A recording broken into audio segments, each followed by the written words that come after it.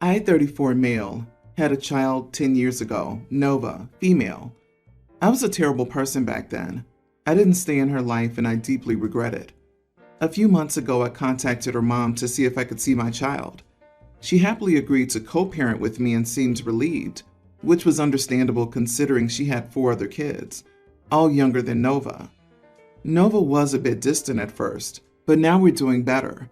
She's generally a terrific kid, but I realized that no punishment seems to work on her, and that she can be very disrespectful at times. If I tell her to do something as a punishment, she won't do it, or if I ground her, she'll leave without my permission. I asked her mom how she punishes her, and she said she had never punished her before. What I've heard from Nova is that it seems as if she would cuss her out and yell at her, which I don't think are good punishments for a kid. 2 nights ago, Nova asked me if she could live with me. I told her I'd love it, but she could live with me with one condition. She had to follow my rules and be respectful. She didn't say anything after that. After she went back to her mom's house, my mom, who was there when Nova asked me this, told me I was an idiot, because if a kid is asking her deadbeat dad to take her in, there must be something very wrong. So you don't make conditions for her, you just say yes and take her in. Was I really wrong to have this condition? I can't be a parent if she doesn't listen to me, but now both my mom and daughter refuse to talk to me. Her mom will likely have no problem with this. She seems too busy with her other kids, and I think she'd like being the weekend's fun parent, so that's not a problem.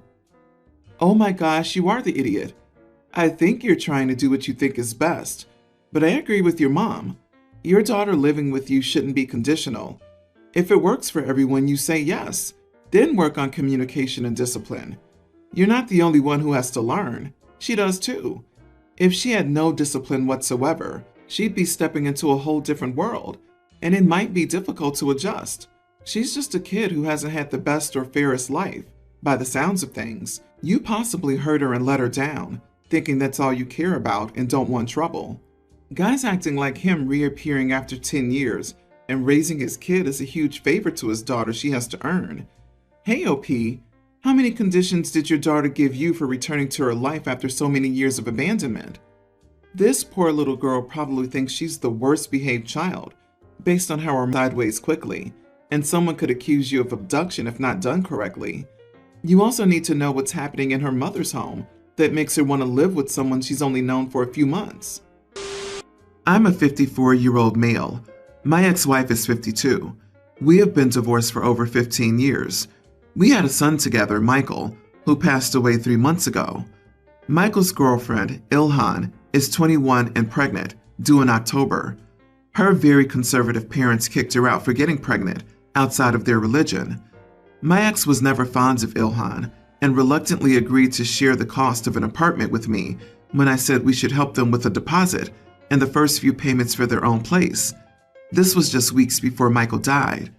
Ilhan stayed in the apartment after his death.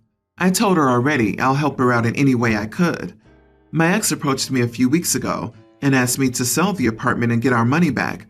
I told her Ilhan really needs it and deserves our help. We both have more than enough money. My ex asked me to sell many times in the past few weeks. Last week we got into a fight about Michael's estate. She wants to sue Ilhan because she doesn't think she should get anything. She asked me again to sell the apartment. It's still in both our names.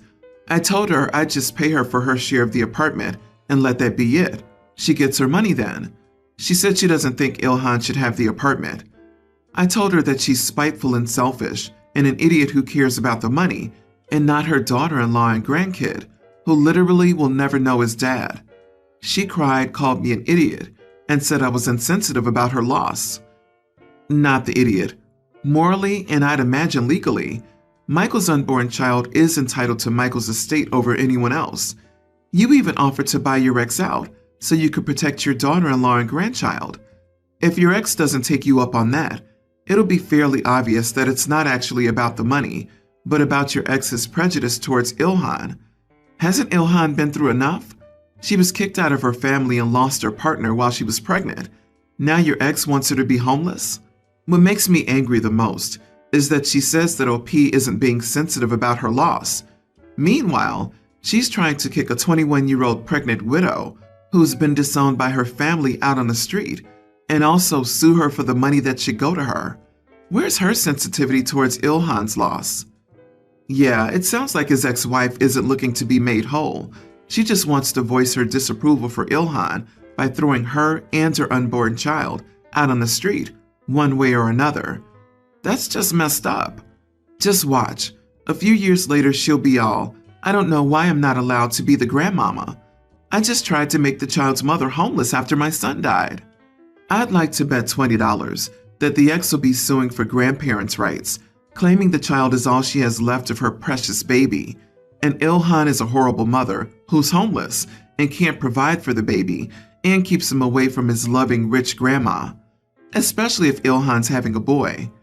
I wouldn't be wholly surprised if X knows this, but figures that if Ilhan is homeless when the baby arrives, it'll be a piece of cake for her to sue for custody of her grandchild. Whereas, as things stand, without OP playing a partner in crime, not only would she be suing to establish a relationship, Ilhan would have OP available to testify that the loving grandma tried to make the child and its mother homeless.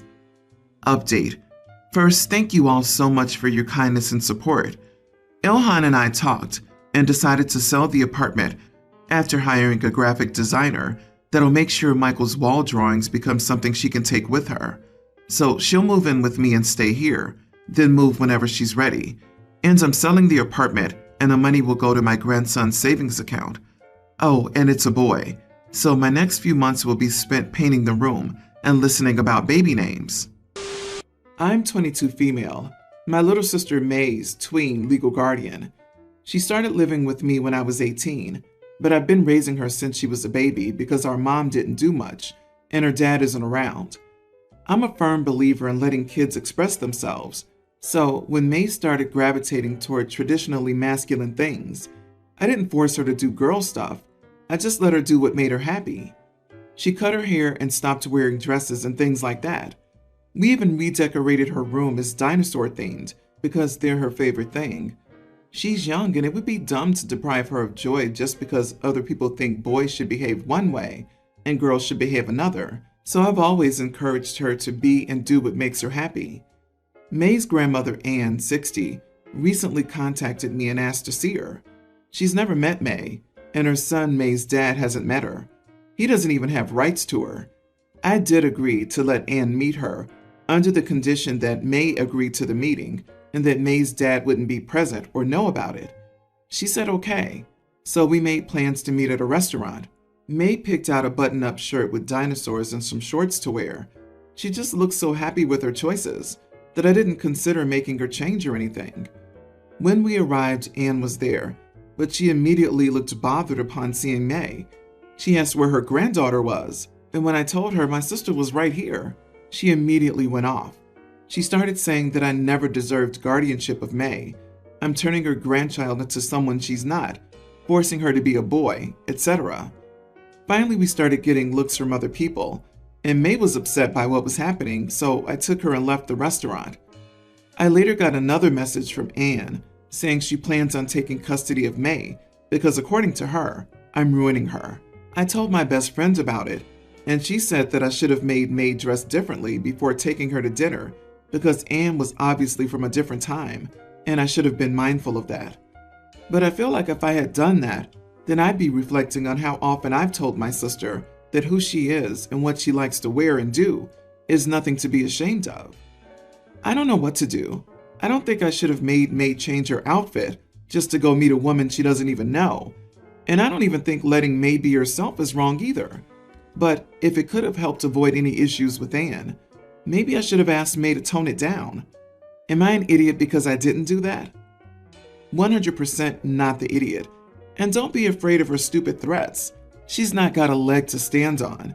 Neither does she seem to have anything to offer your sister. I think you did great. And bonus, Anne revealed her truth earlier rather than later, so you can wave bye-bye. Her granddaughter is a tween, and this is the first time she's met her, and the first thing she does is complain about how she's dressed. She made a scene in public, and this was undoubtedly upsetting to her grandchild, but she thinks she deserves custody? You're letting May be May. Nothing is wrong or bad about that. But if Grandma was so worried, Where was she 4 years ago when her baby granddaughter needed a guardian? Imagine going to a judge and saying, she's an unfit guardian because she allows the girl to have short hair and wear a shirt with dinosaurs. I can't imagine that a family court would give that argument a minute's consideration. I suggest cutting off contact with toxic grandma. OP, you're doing the right thing by showing your sister that she doesn't need to pretend to be someone she's not just to please others, especially not people who've never cared about her before. It's not your or May's problem that Anne cannot move past the gender role she was raised with. You might want to get legal advice in case Anne tries to get custody. This sounds ridiculous because it is.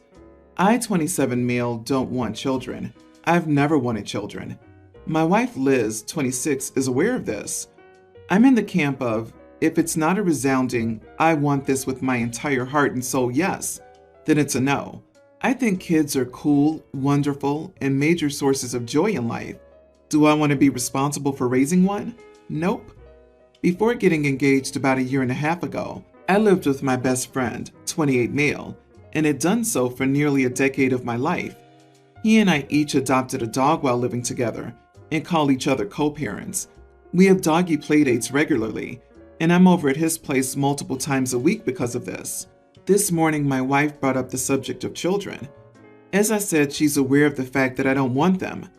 Her sister recently gave birth to our niece, and while looking at the photos, Liz said, "Wouldn't it be nice if we had a baby?"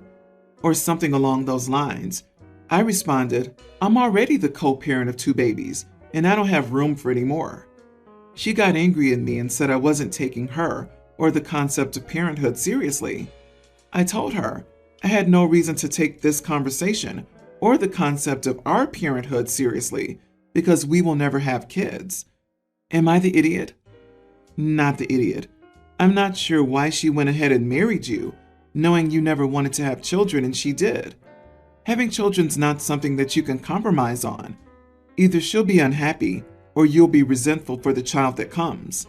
You need to address this with her ASAP so she can decide if she wants to live with that or find someone who wants to give her children. What? It sounds like your wife wants to discuss potentially having children. If that's never going to happen with you, that's fine. But why would you not respond with, "Are you thinking seriously about having children?" instead of completely dismissing the conversation? If she's changed her mind and wants kids, that deserves more discussion about the future of your relationship beyond, "LOL, I'm a dog dad, that's all for me," and then ending the conversation. You are the idiot. This was my take as well. He's not wrong for restating his original feelings about children. He's the idiot for how he went about it. From what we see anyway, I'd say the original joke was fine, but turned serious very quickly, and OP still wanted to joke. She's your partner. She's entitled to have a serious conversation with you without you being dismissive and pompous. Info. Have you gotten your vasectomy yet? That would end the argument. If not, why the heck not? Or are you still a little on the fence? It's a matter of time before she becomes pregnant. Next up, my wife told me she wanted to talk about children, so I got a vasectomy without telling her. Am I the idiot? If they're married, it's not just her problem. So when you potentially have a change of heart that could end your marriage, you have that discussion with your partner, right? You don't just think about it on your own for weeks and then hand them divorce papers one day and walk out the door without talking about it.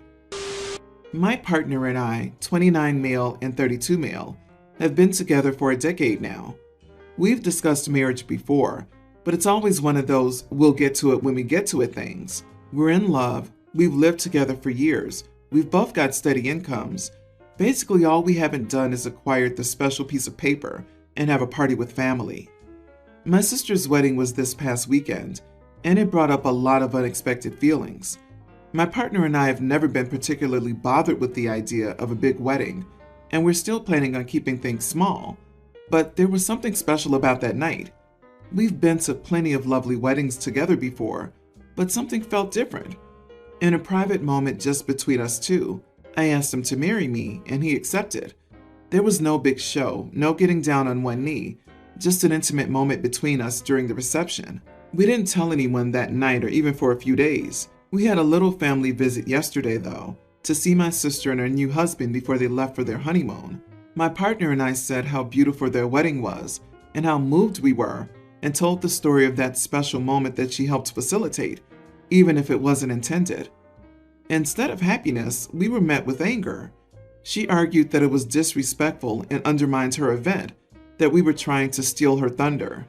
I wasn't even planning on sharing this story with anyone but mine and my husband's immediate families and friends. I also thought it was harmless because we didn't call attention to ourselves. Am I the idiot? You are the idiot for the timing when sharing that story with your family. Why did you have to do it at an event where you were still seeing your sister off for her honeymoon? You could have easily delayed the news until after the honeymoon and left out that part about the proposal happening at the wedding, and everything would have been fine. How were you expecting them to react? Waiting a couple of weeks and leaving it at, "Your wedding inspired us to follow suit," would have made all the difference. Now you've ruined your own wedding on top of your sister's. How would OP be ruining his future wedding? And more importantly, to the relevance here, how did he ruin his sister's wedding? The wedding went off without issue. Nothing was changed or affected by the proposal aside from OP and his husband, and nobody, including the bride herself, would know anything different if OP didn't say anything. How could you steal thunder if no one knew? Come on, enjoy your upcoming nuptials. Not the idiot. Don't propose at someone else's wedding is a pretty common rule, but in this case, I feel like the sister's upholding it for the sake of the rule, rather than because it makes sense. It's more about don't hijack someone else's event. If it was a quiet moment with just the two of you, no one else noticed, you didn't cause a scene, and no one jumped on a table and announced it to everyone present, I think you're okay, as long as you don't make a big deal out of it in the future, and don't advertise that you got engaged at your sister's wedding. And don't bring up your engagement anytime someone talks about your sister's wedding. Agreed. This was not a steal the mic and serenade your love on the dance floor moment. They didn't mention this very private moment for days afterward. Let me guess. Was your sister one of those who tells her bridesmaids not to get pregnant before the wedding because she doesn't want invitees paying attention to someone else? Geez, folks need to get over themselves.